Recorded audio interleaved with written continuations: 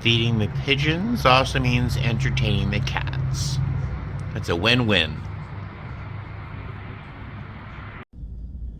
Hey guys, how are ya? It is a gorgeous day. Usually in Vegas that means shiny, bright, clear, not a cloud in the sky. But right now, you can see the clouds. They're very fluffy. And if you look over there, you can almost see a thin little veil beneath the clouds there. That's rain. We don't get a lot of it here in Las Vegas. But it's just a beautiful, beautiful day. And I figured, you know what? I'm only about a 15-minute drive from Red Rock. I'm going to pop up there. Usually I reserve Red Rock for times where I'm feeling very chaotic and need a spot of peace and quiet, you know. But right now, I'm feeling very peaceful. I'm feeling very quiet, feeling very comfortable. And it just looks like a really nice day to be up around Red Rock. Then when I get home, I'm going to do a little Q&A. Typically, I would reserve a Q&A for like Vlogtober or Vlogmas these days, just in case I need a day and there's not a lot of content. But you guys have asked me a lot of questions lately. A lot of questions over the last week and a half. And I would like to answer some of them rather than just leave them hanging for another 3 weeks. So I'm going to do a little Q&A. Some of you like those. So if you're not interested in Red Rock and clouds, skip ahead to a little Q&A, and I will see you up at Red Rock. I'm not going to film everything and the whole drive up there because you've seen it 1,000 times. But blah, blah, blah. We'll see what I show you, and I'll talk to you later. And as always, it's gorgeous. Just fantastic. And look at this. Look at that. There's a money shot right there. So pretty. Look at the clouds. There's snow up on top of the mountains over there, so I'm sure Mount Charleston has seen some snow, but oh, those clouds are so pretty. Gorgeous.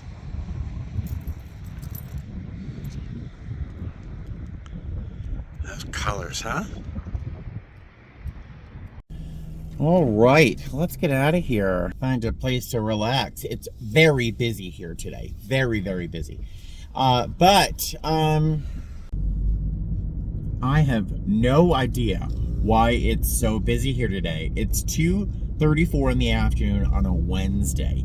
Where are these people coming from? Pretty much every parking spot has been filled in these last scenic areas I've been in. The next spot is one of my favorites, and I have a sneaking suspicion the parking is going to be full too, so I'll go somewhere else. But I figured, why wait until I get home to answer questions and, you know, answer some questions you guys have sent me. So I'm going to start with one. What do I feed my cats? What do they eat? So Buddy eats Purina 1. It's a turquoise bag. Tender Selects, I think it's called, with chicken. It's not terribly expensive. He enjoys it. And he's eaten that for the most part since he moved in. Eleanor prefers Blue Buffalo. They have a whole bunch of different colored bags. I always buy the wrong one.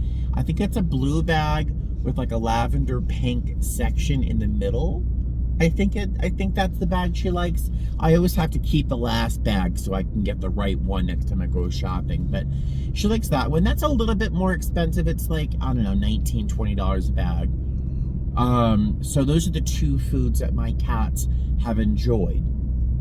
They do not like wet cat food. They'll lick all the gravy off the cat food, but they won't eat the food. They do love, and you all know, they love and request every morning, afternoon, and evening. Their Hearts makes these things called Delectables Squeeze-Ups. Now, I go through at least two, sometimes 3 packages a day. The package suggests that they're allowed a couple packets a day, a couple tubes a day. So I kind of overdo it on the snacks, but it makes them so happy. And lately, they have been eating those little Temptations, the hard little nuggets filled with like soft centers.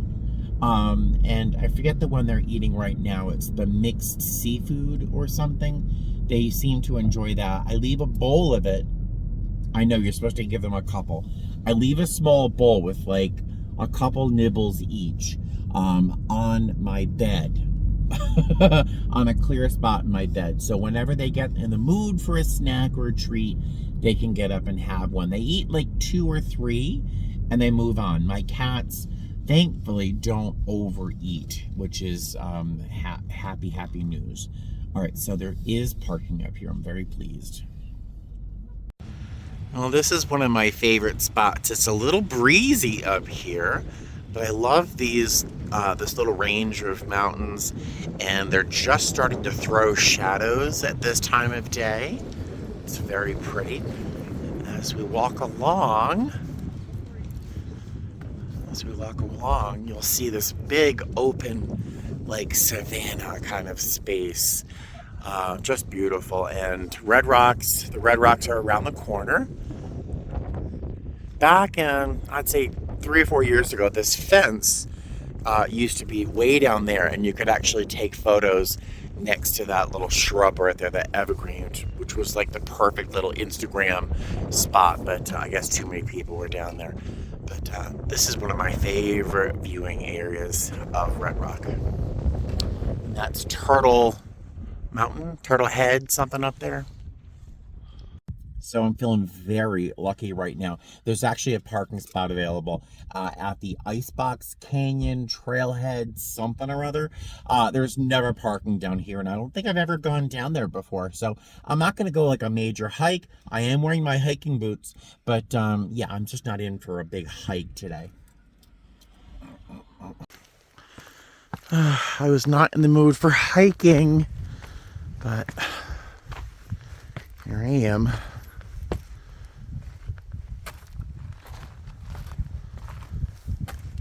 Okay, so look at that. So pretty. So another question, why do flight attendants like having double beds in their hotel rooms? Well, I can only answer with conjecture because I don't care. Honestly, as long as I have one bed and the room is relatively quiet, I'm fine. But some people, I'm winded after those stairs.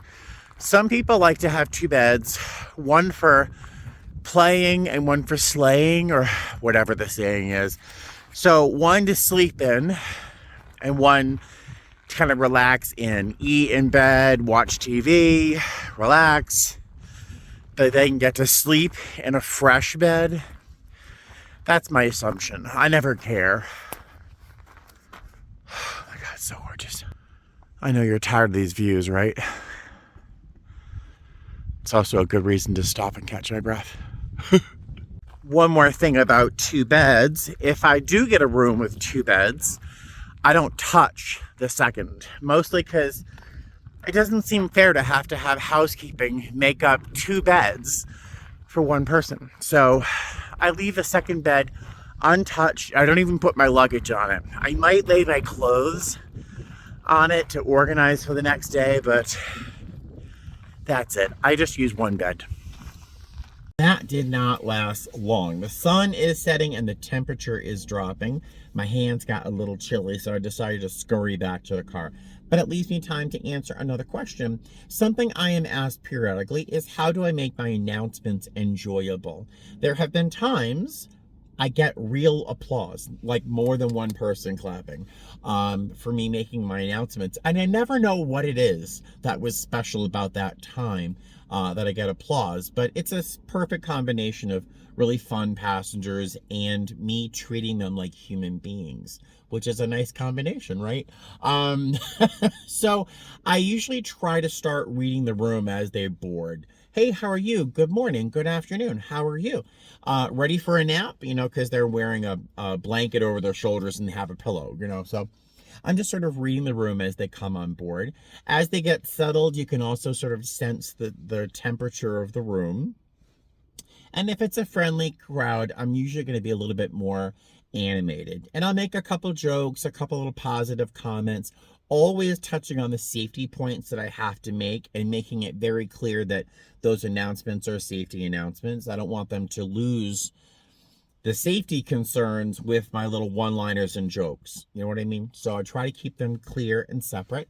I don't even know what I would say to some people, but let's see. So people are settling into their seats.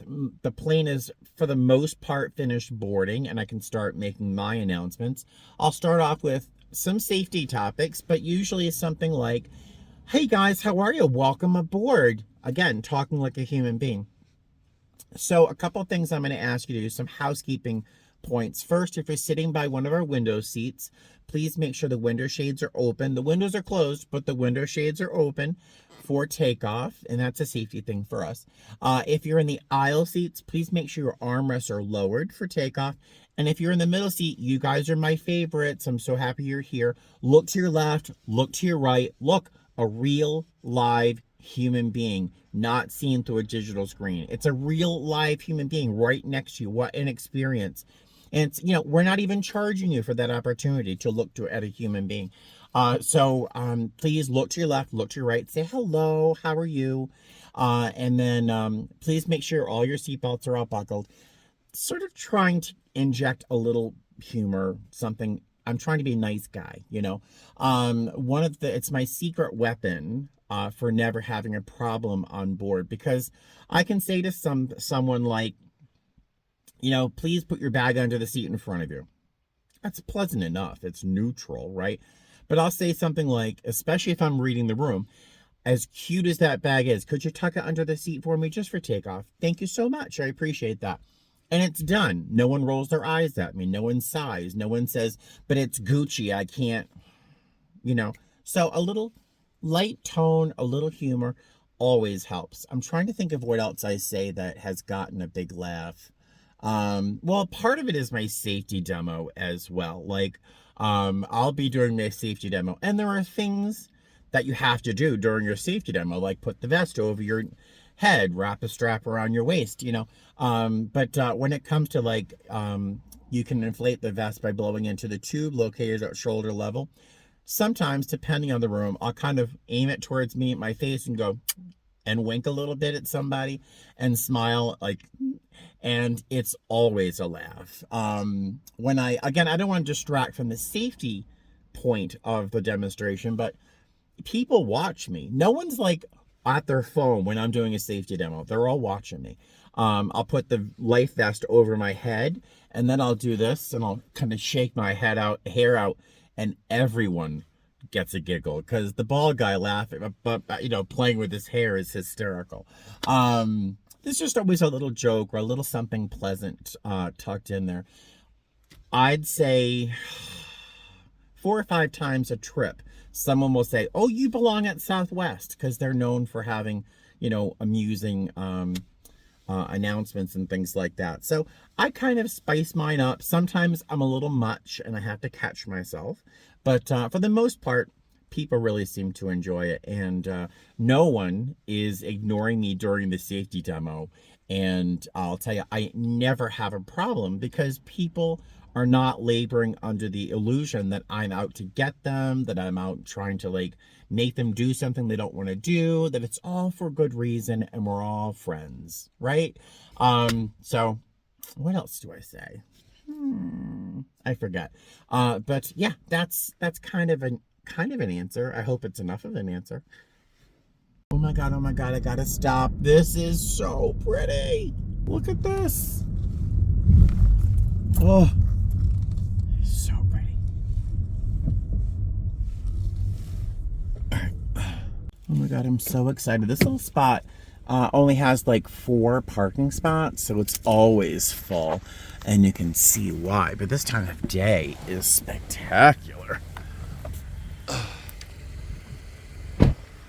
So you really can't, I don't think you can really capture the colors of those rocks and the different striations. But this is one of the prettiest areas in Red Rock. Look. And look at those. Look. Oh my God. So pretty.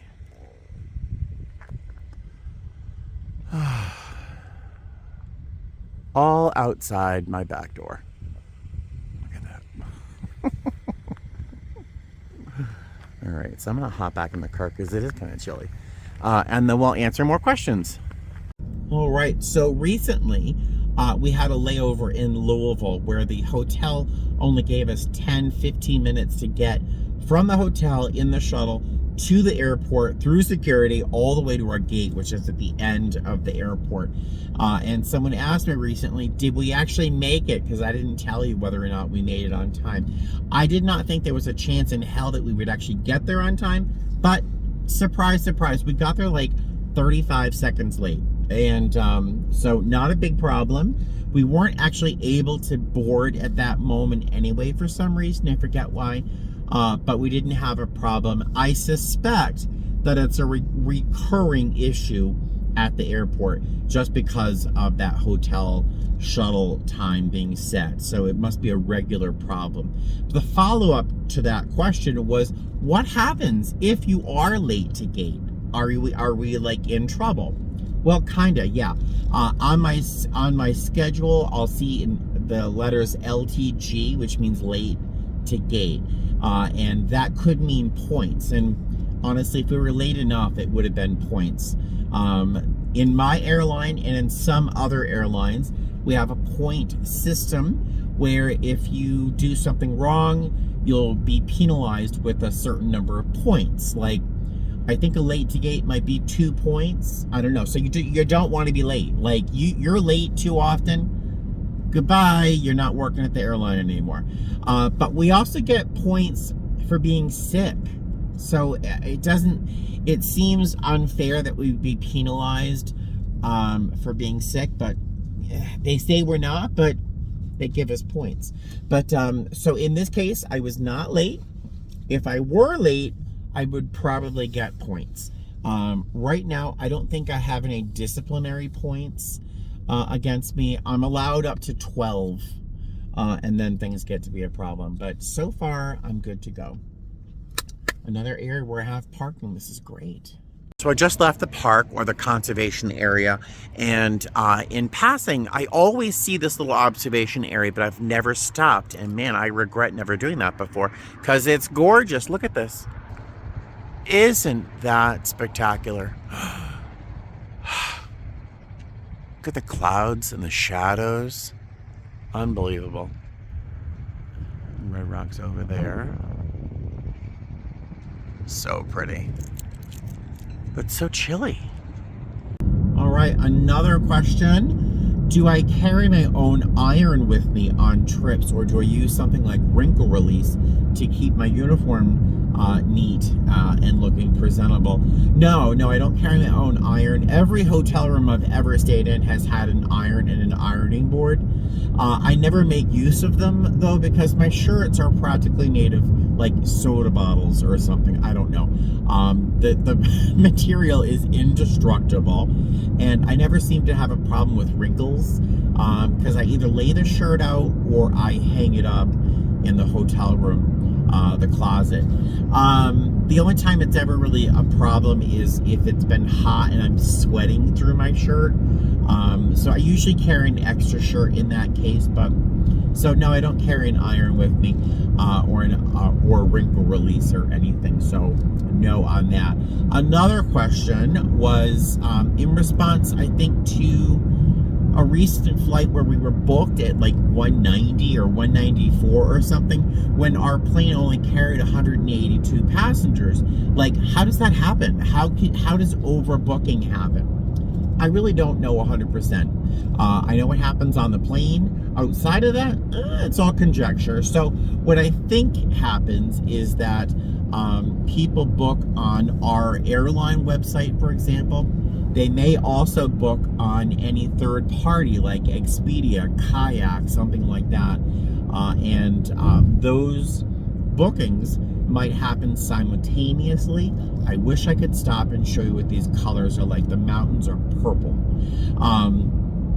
So I'm guessing that is how some overbooking happens. Or again, I don't know, or the airline allows a certain amount of overbooking, and that's probably the case. I don't know for sure, knowing that not everybody shows up for a flight. So that might be part of it. I don't know for sure. But back in the good old days before COVID, I could tell you if we were overbooked by like 6 people, we would still have 5 open seats at the end of the boarding process. These days, everyone wants to travel, everyone wants to fly, so our flights are for the most part pretty solidly booked. But that is my attempt to answer the question about overbooking. Sorry. What a nice way to spend the afternoon. Just a leisurely drive, a nice walk around Red Rock, talking to you guys. What a great afternoon. Now I'm in search of a cup of coffee because I could use it. I'm very, very chilly. So another question I've received that was a very, very, very good one is with how crazy trips can be these days, especially over the past few weeks, how can a flight attendant be assured they're actually being paid appropriately for the work that we've done? Well, I wish it were easier, honestly. I have very few complaints about my company. I mean, I have a fair share, but I have very few like big complaints. One of them is that we don't have one unified website. We have to go to like 5 or 6 different websites to really find out any information. And one of the things we can look for is called a pay report. And that will list the number of hours that we worked, any vacation hours, any, I forget what it's called, but any pay that we receive for a long layover, because we actually get some credit for long layovers, and all that stuff is accumulated. Our time off, our sick pay, our vacation accrual, all that stuff is on a pay report. It's just that the pay report is buried so deep in a website that it's just a real hassle to find. And then there are some lines within that report that honestly really takes some specialized knowledge in terms of how to interpret it. So you can look at your pay report. It will give you a really good idea of what you should have received. So if they haven't paid you for some reason, because it's now all automated, you can look at that.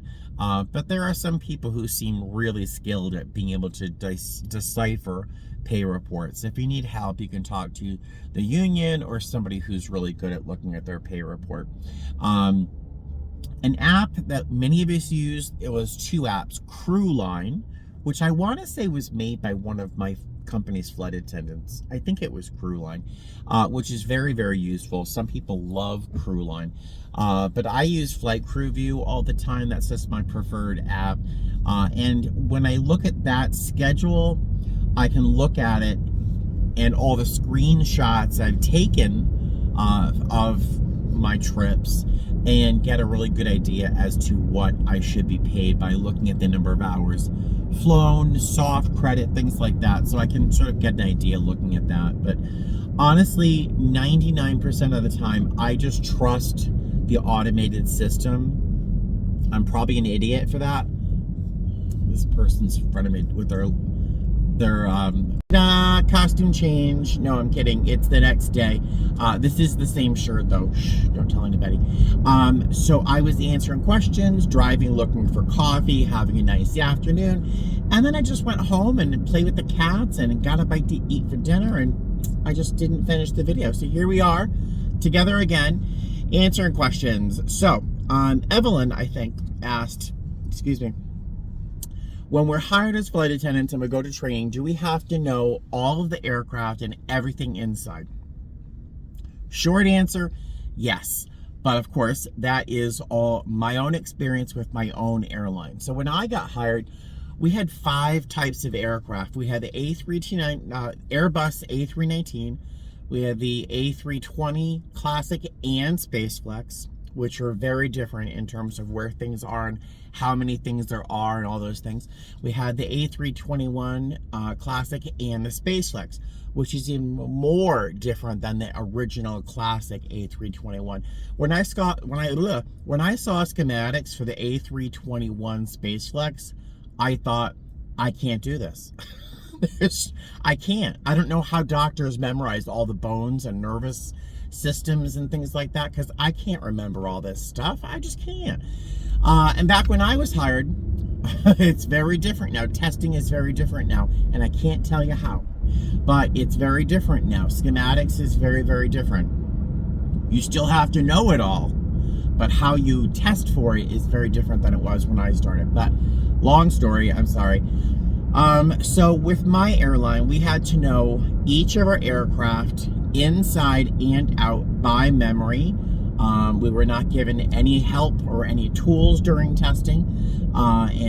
So yeah, that's my airline. I suspect, and if you're a flight attendant with other larger legacy airlines, please tell me if I'm wrong. I suspect that there are airlines that are so large and have so many varieties of aircraft that you can't go to training and be expected to know all of them inside and out, that you might only be qualified to fly particular aircraft. Am I wrong? That's what I believe. So there you go. That's the answer to that question. I know there was another one. I'm trying to think of what it was. Oh, hold on one second. Another good question, and one that I think I'm going to make a little complicated, so I do apologize in advance, is it sounds simple. Can I buddy bid on reserve? Well, with my airline, I don't think you can. I've never been a buddy bidder. I've never been a buddy bidder. Say that 3 times fast. I've never been a buddy bidder. So I've never been one to bid with a buddy. But if you're on reserve, you can do something called shadow bidding. And you can do it as a line holder too, but you can do something called a shadow bid. So for example, with my airline, we have 3 notification periods, A, B, and C. So crew scheduling can call within 10 hours of a day. For example, I always bid for reserved notification B, which means that crew scheduling could call me from 7 a.m. to 5 p.m., letting me sleep at least until 7. And then after 5, it's the rest of my day is mine. So there might be, in a bid package, there might be 15 of those reserve B lines or schedules available. And so you bid for all of them, or which ones you want with the days off that you want, that kind of thing. I have a whole video on bidding on reserve.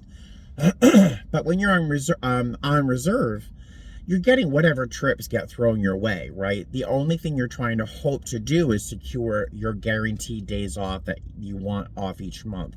So if you have a friend who's also on reserve, and you, for example, want to have those same days off, say you're dating another reserve, that would be weird, but you would shadow bid, meaning if there's 15 reserve B and you want to both work reserve B, bid for the same lines in the same order. So there might be a slight chance that you would get those same reserve schedule. Because I believe that's the way. I don't think you can bid buddy bid on reserve. So there you go. You can also shadow bid when you have a line. Now, why would I do that? For example, if I really, really, really loved my friend Leanne. There's a woman who works for my company, Leanne, who just, when I saw her walking through a parking lot one day, and my whole spirit changed. She's such a wonderful person. There's a lot of people like that in my company, but Leanne is just the best. But if I wanted to fly with Leanne or work a line with Leanne, but I didn't want Leanne's seniority. She's junior to me by like a year and a half. I don't want her seniority. So I'm in a shadow bid. If I know that she's working, she's going to put in the first 10 lines for her bid sheet, I might put the same 10 lines. So it's kind of shadowing her bidding. But so we might get the same line together. But if I buddy bid with somebody, this is the challenge with, I keep spitting. The challenge with buddy bidding And one of the reasons I don't want a buddy bid is, one reason, is say I buddy bid with someone who's 2 years junior to me. I am going to now have their seniority. So when it comes to getting the line I want, I'm going to have to accept whatever they get. So it goes towards the most junior person. The junior person can't ride on the senior person's tails when it comes to bidding. So that is the sort of the tricky part about buddy bidding. So for example, like I've already used this example, but I'll try to make it more simple. If I love Leanne so much that I want to work with her next month, I would ask her what her bid sheet will look like, or we'll team up and write a bid sheet that's the same line for line for line for line, so that there's a slight chance that we could actually be awarded the same line, but we're not attached by our seniority. Does that make any sense? I hope that makes some sense. I hope that helped. I don't know if it did.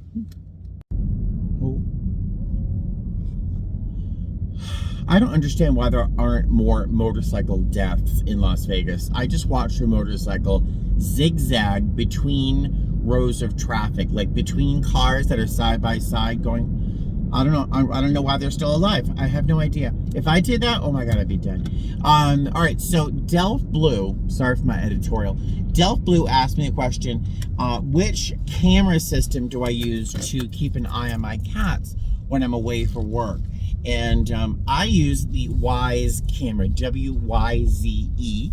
One of my subscribers actually mailed one to me probably two and a half years ago, if not longer.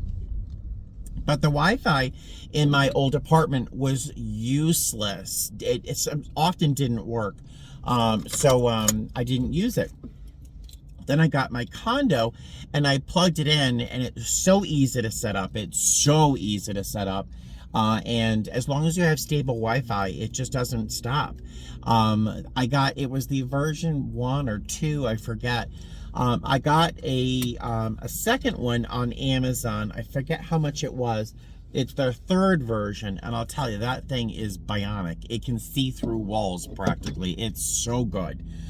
You can see exactly what's going on, even in low light. So I love it. I've got a third one on my computer desk that I just never seem to think like how I'm going to install it. I want it to be in the second bedroom where Buddy sometimes hangs out, but there's really nowhere to put it unless I mount it on the wall, and I don't want to do that. But somebody else asked, kind of like part B of that question, somebody else asked, do I talk to my cats through the camera when I'm away? It's a hard no. It's a big, fat, hard no. Because the one time I did it, I really think I caused such distress in Eleanor that she was like, because she was by herself with Buddy, of course, but she's there in the house. I'm not there for like a day and a half, 2 days. And then all of a sudden, my voice, because my cats love me. They really do love me. She's like, where is he? Where is he? And it was like being catfished, you know? She didn't know where I was. And it wasn't amusing to me to see her confused. Where is he? I hear him. Huh. And then she like settled down. You could almost see her body go, huh. Oh, I was heartbroken. So yeah, I don't catfish my cats. So it's a hard no on the talking to them through the camera. I don't think they enjoy it. I think they just feel sort of confused. And that's not a place I want my cats to be. Once again, it's almost sunset and I'm still talking to you. It's been like a day and a half of talking to my camera for this video that you're so patiently watching. If you're still watching, thank you so much. I'm at Walmart right now. I have to buy some veggies. I have a pork loin that I want to cook for my meal prep. I have a short 3-day starting tomorrow afternoon. I also want to buy a replacement battery, little one, for this thing. It is a scale called Drop Scale. You link it up with your phone, there's an app, and apparently you really don't have to measure anything. If you say you want to make a blueberry tart, it just tells you what to put in the bowl and tells you when to stop. And like, so it just guides you through. I don't cook as much as I would like to, and this kind of sounded fun. Originally, when it was first manufactured, I think in 2018, it was $99.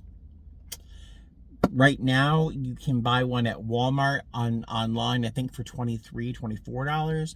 But I spent, it was listed as $1, thank you, at Goodwill.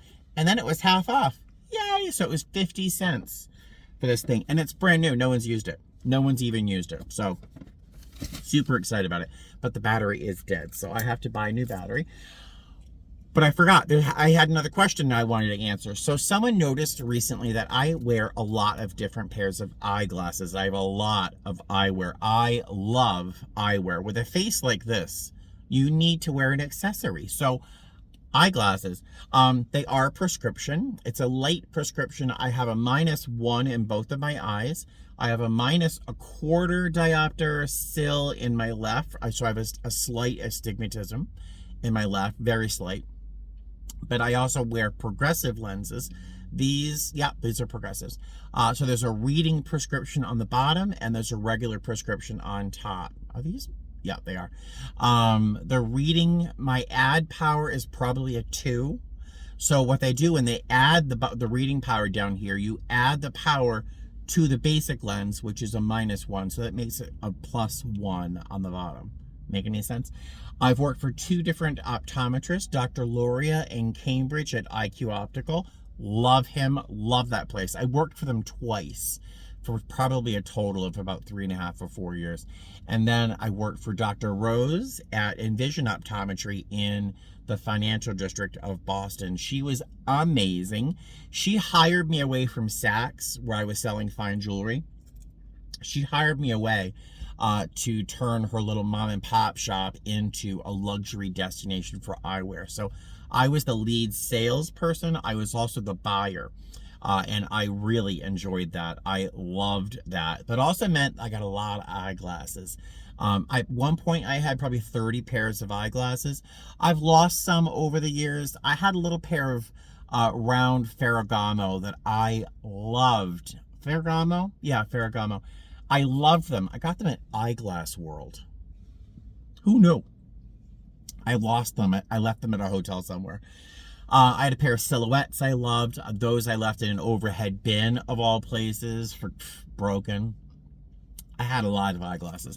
Right now I probably have 6 or 7 pair that I kind of rotate through. I have a few favorites. I'm due to get another pair sometime soon. So yes, I do wear prescription glasses. I do have a lot of them. Tips for finding glasses, I would always go be just a little bit more outrageous, a little bit more exciting than you're comfortable with. Kind of like buying a lipstick for your wedding day. You know, you don't go for a little pale pink. You kind of have to dress for the dress. Put on a lip, you know, a dramatic lip. Put on a pair of glasses that makes you feel fun, slightly embarrassed, because you'll get used to it and all you'll get are compliments. So my suggestion is always go for a pair of eyeglasses that makes you a little bit uncomfortable. And if someone that you know and love says, oh, those are a little weird, those are them. Those are the glasses to buy.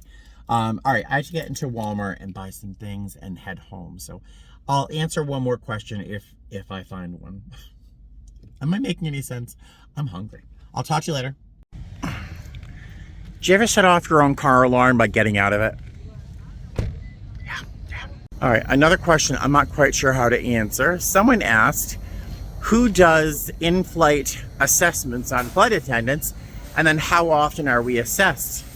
I don't know. I don't know if we have secret flyers, but outside of our OE, our operational experience, we're not assessed that I know of. I think the company does send out questionnaires to our passengers after they fly so they can, you know, fill out whether they liked something or hated something. This cart is awful. So, yeah, I don't know how to answer that question. Sorry. And there's one last question in my comment section I might as well answer while I'm here, is why did my great uncle, which is my grandfather's youngest brother, and his wife look for me? I'm not quite sure. I think part of it must have been curiosity, honestly. My grandfather's brother, my mother's uncle, loved my mother. He loved my mother. He spoke in such glowing terms from when she was the littlest baby until she was an adult. He loved her in a way that I didn't, obviously. But so I think part of it was just curiosity. And while they and I, or they and me, or them and me, whatever it is, we don't agree politically, I am very glad we don't talk about politics. We differ enormously on that front. They're good people. They're really good people. And I'm kind of glad they reached out. So that means I have somewhere to go on Thanksgiving. Yay. So thank you for watching this video. I'm sorry it was so strange all over the place, which is pretty common for my types of videos, right? There you go. I will see you soon. I've got a 3-day trip coming up, so I'll film for that.